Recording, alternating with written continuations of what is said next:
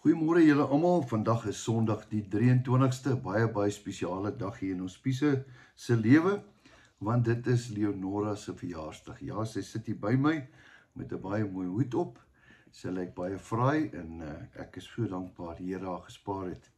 Ons gaan nie ouderdomme weggee nie, want ons doen dit lankal nie meer nie. Ons hou op verjaar hier by 45, né?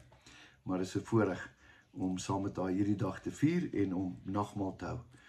Ek gaan saam met ons net bietjie bid en dan as ons klaar gebid het, dan gaan ons die woord bedien. Hemelse Vader, baie dankie vir vandag.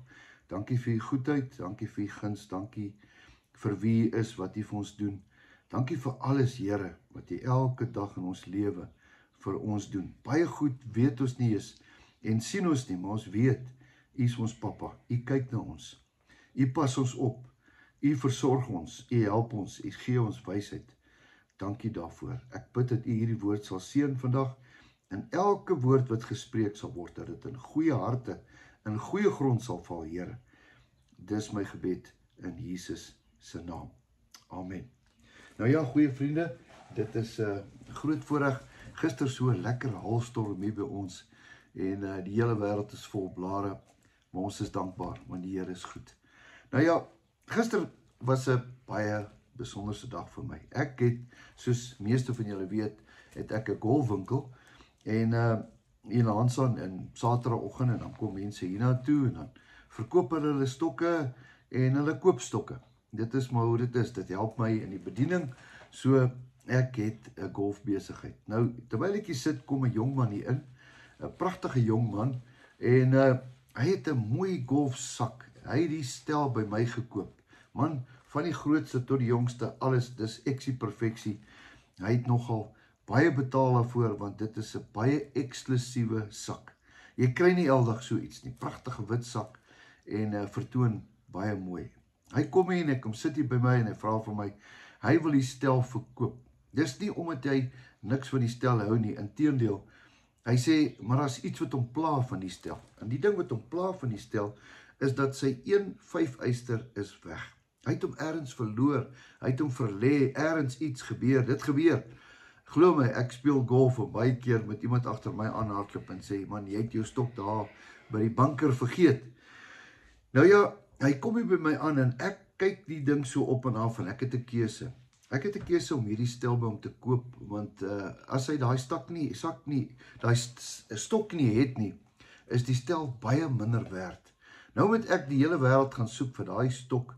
En die uiteinde daarvan is, ek sit met 'n gebreekte stel en hy gaan baie minder kry. My raad aan hom toe uiteindelik is, ek dink nie jy moet die stel verkoop nie. Ek dink jy moet hom hou. Want jy weet, môre oormôre dan kry jy daai stok en dan is jy weer gelukkig. Hy sê, ja, dis my gunsteling stok en ek voel so hartseer. So ek wil eerder van hierdie stel ontslaa raak, want as ek net aan hom kyk, dan voel ek so mislukking. Hy sê die volgende woorde, en weet jy wat? Ek sal nooit weer hierdie stok kry nie. So dit help nie as ek soek nie. Net daar, toe val ek om in die rede. Want jy moet weet, hy het so pas iets gespreek. En wat hy gespreek het, gaan in 'n geestelike riem in. En ek sê, nee, ek trek daai woorde terug. Hy het nie geweet ek is in die bediening nie, maar ek sê, nee, jy het so pas dood gespreek oor daai stok. Kom ons stop dit nou. Ek herroep daai woorde. Kom ons spreek lewe oor daai stok. En hy kyk my met sulke groot oë, oom, jy is seker mal in jou kop, wat gaan dan met jou? Ek sê nee, kom ons bid daai stok binne in jou sak terug. Ergens lê daai stok. Hy moet terugkom na jou sak toe. Daai stok hoort nie ergens by iemand se plek nie. En hy kyk my met snaakse oë aan, asof hy sê, oom, hoe is dit moontlik op hierdie aarde? Wat is die kanse? Wel, ek het gesê, ek is jammer, ek gaan nie jou stel koop nie. Jy hou daai stel, totdat daai stok weer teruggaan. Daai woorde trek ek terug. Ons spreek lewe oor daai stok sal terugkom in jou sak. Ons hou toe aan met die gesprek en uiteindelik is hy oortuig dat hy die stel gaan hou en maar 'n ander stel sal koop, want dit is so 'n mooi stel. Daai stel is gebreek. Toe ons aan die einde van sy gesprek gekom het, toe sê ek vir hom, weet jy wat, miskien moet ons dalk hier kyk, ek het 'n klomp stokke hier by my. Miskien moet ons dalk kyk, miskien kry ons dalk 'n plaasvervanging, een wat dalk net soos hy lyk. En dan hou jy hom in jou stel vir so lank. Mens weet nooit. En ons stap, en man, 10 meter verder hier, van my kantoor, reg langs my kantoor is my winkel, stap ons soontoe, en daar begin ek onder die 5 eisters, wat los eisters is, te soek. Daar is 'n hele klomp van hulle, seker omtrent 40, 50. En ek gaan so op die ry af, en hier sien ek 'n stok. Ja, jy gaan nie glo nie, jy moet glo. En daar trek ek 'n stok uit, en ek haal hy stok uit, en ek gee hom vir hy seun. En ek sê, is dit nie dalk jou stok nie? Hy kyk, sê, dis ongelooflik, ek kan dit nie glo nie. Dit kan nie die waarheid wees nie. Ek sê, ja, dit is die waarheid. Ek sê, daai stok is 10 meter verder van jou sak af. Maar jy kon hy stel verkoop het, en ek sou hom gekry het, en ek sou baie meer geld gemaak het. Ek sê, maar dis nie wat die Here wil hê nie. Die Here wil hê, jy moet iets leer vandag, dat dood en lewe is in die mag van jou mond. Dit wat jy spreek, is dit wat jy gaan eet. Dit wat jy spreek, is dit wat oor jou gaan kom. Daai jongman het op en af gespring. Hy het hier vir my amper gedruk en gesoen en vir my gesê, ek kan nie glo nie. Ek sê, ja, ek kan dit glo, want ons het dit gespreek. Ek sê, amper het jy daai stel vir my gegee, en ek het hom verkoop, en ons het dit ook nooit eers geweet, dat daai verlore stok, was hier binne weggesteek tussen 'n klomp ander stokke. Nou is hy terug by sy maats. Hy sê vir my, oom, wat moet ek oom betaal? Wat moet ek oom betaal? Ek sê, man, weet jy wat, jy gaan my niks betaal nie, want dan beteken hierdie storie vir my eintlik niks nie. Ek gaan hom vir jou gee. Maar ek kan julle net indink. Daai seun sê, oom, ek het iets geleer vandag, dat dit wat ek spreek is lewe of dood. En dit wil ek vandag vir jou sê. Die uiteinde van die storie is, daai jong man is hier weg. En ja, wat 'n wonderlike storie. Dood en lewe is in die mag van die tong. Ek gaan dit vir jou lees vandag, want dit is so belangrik. Jy weet, ons leef in 'n kultuur waar dinge negatief is.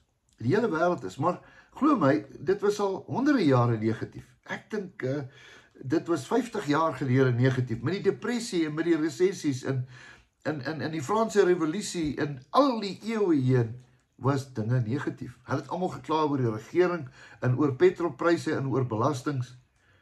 Ja, maar weet wat gebeur? Dis hoe jy dit vat en hoe jy dit verwerk en wat jy spreek. Dis wat saak maak. Nou, ek gaan vir jou 2 stukkies lees. Hulle staan al 2 in Spreuke. Hierdie ene, Spreuke 13. Spreuke 13 vers 2. En dan gaan ek aan een vir jou lees. Spreuke 13 vers 2 sê die volgende. Van die vrug van iemand se mond eet hy die goeie. Ek dink ek, ekskuus tog moet dalk byhou ek sê, en die slegte ook. Want as jy slegte goed praat, gaan jy slegte goed eet. Is dit nie so nie? Hoor mooi, van die vrug van iemand se mond eet hy die goeie. Maar die begeerte van die ontroues is 'n daad van geweld. Hoor die volgende sin. Wie sy mond bewaak, wie 'n zippie aansit, wie 'n slottie aansit, bewaar sy lewe. Sjoe, hier's ek skuldig, né? Partykeer kan in 'n oomblik van dwaasheid kan jy iets sê, en dan sit uit, en dan is dit moeilik om dit weer terug te kry, is dit nie? Wie sy mond bewaak, bewaar sy lewe. Wie sy lippe oopmaak, wyd oopmaak, vir hom is daar altyd ondergang. Dis nie ek wat dit sê nie, dit staan in Spreuke 13 vers 2 en 3. Gaan lees dit. Baie wyse woorde hierdie. Kom ons blaai bietjie verder aan. Een van my ou gunstelinge, die mense wat my baie goed ken, weet ek praat altyd daaroor. Spreuke 18 vers 20 tot 21. Hoor mooi, onthou wat ons nou gelees het, van die vrug van iemand se mond. So wat jy praat, daar's vrug. So wat ek sê, eet iemand anders. Is jy met my? Wat ek nou vir jou sê, eet jy. Jy vat dit en maak 'n deel van jou. Van die vrug van iemand se mond word sy maag versadig. So wanneer ek goeie goed praat, gaan my maag goeie goed versadig van word. Is dit nie so nie? Hoor mooi.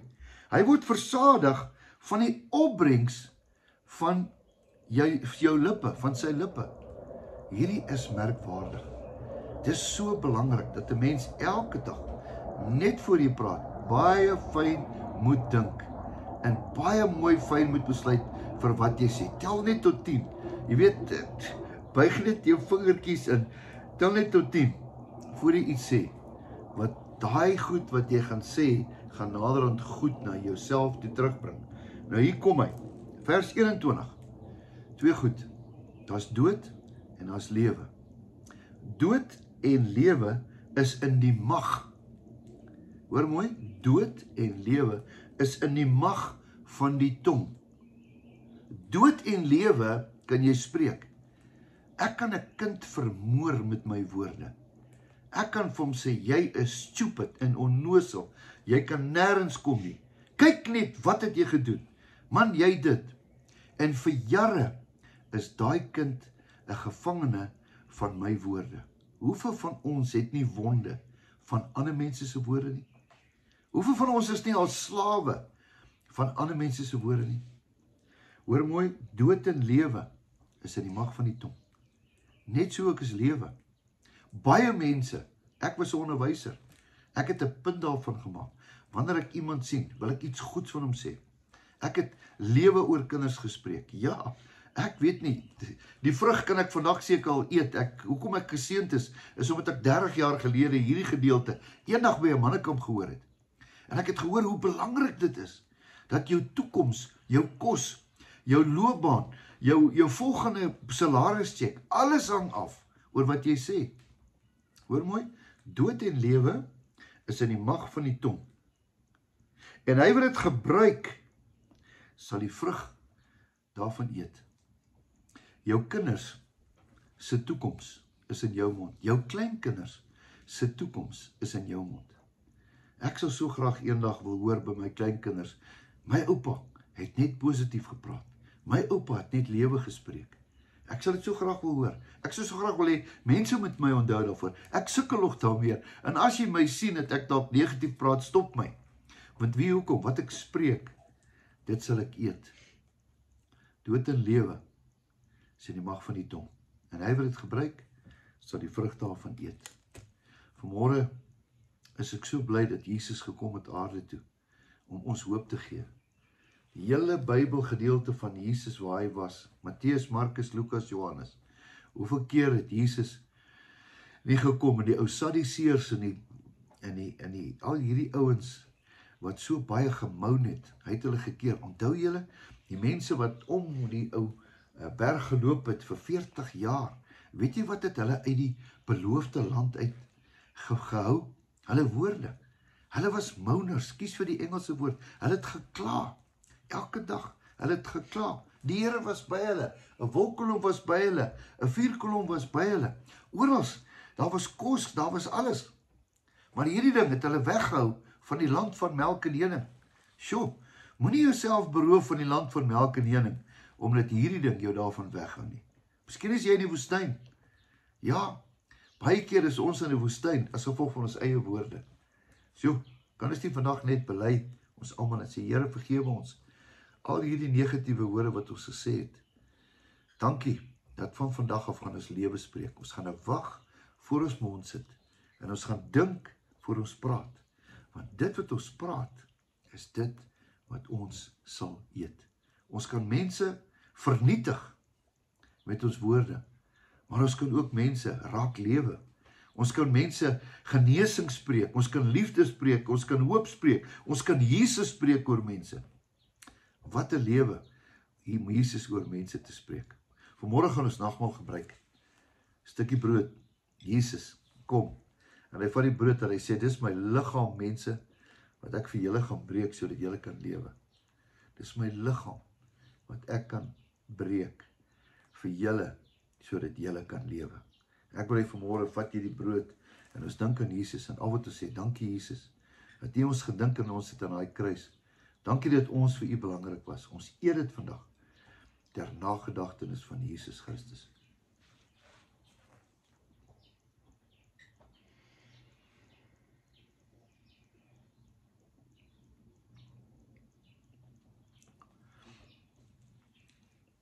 En dan, nagmaal wyn, vrugtesap, druiwesap, maak nie saak wat jy het nie. Dit gaan oor die simbool. Hierdie is 'n simbool. Jesus se bloed, wat vir ons gestort is. En dan spreek hy lewe oor hierdie hele aarde. Elkeen wat my aanneem, het ek mag gegee om kind van God genoem te word. Dankie Jesus. Dankie Jesus, dat jy oor ons gespreek het. Dat die hel en die dood nie meer mag oor ons het nie. Dat jy vir ons gesterf het, dat ons die ewige lewe kan hê. Kom ons drink dit tot sy gedagtenis.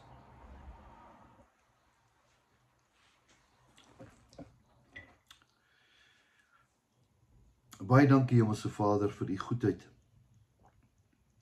Ons bely dat ons baie keer praat sonder dat ons dink.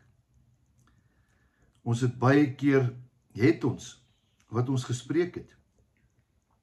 Baie keer het ons baie mense raak getrap met ons woorde.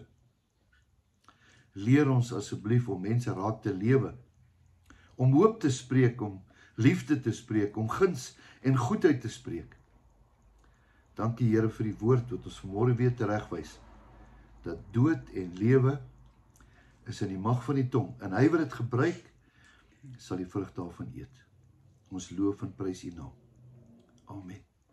Geseënde dag vir jou, mag jy dit saam met jou geliefdes geniet. Daar waar jy kom, seën almal. As jy 'n kind sien, sit jou hand op sy kop en seën hom. Spreek lewe oor almal en sien hoe jy die vrug daarvan eet. Jou beste lê voor. Totsiens.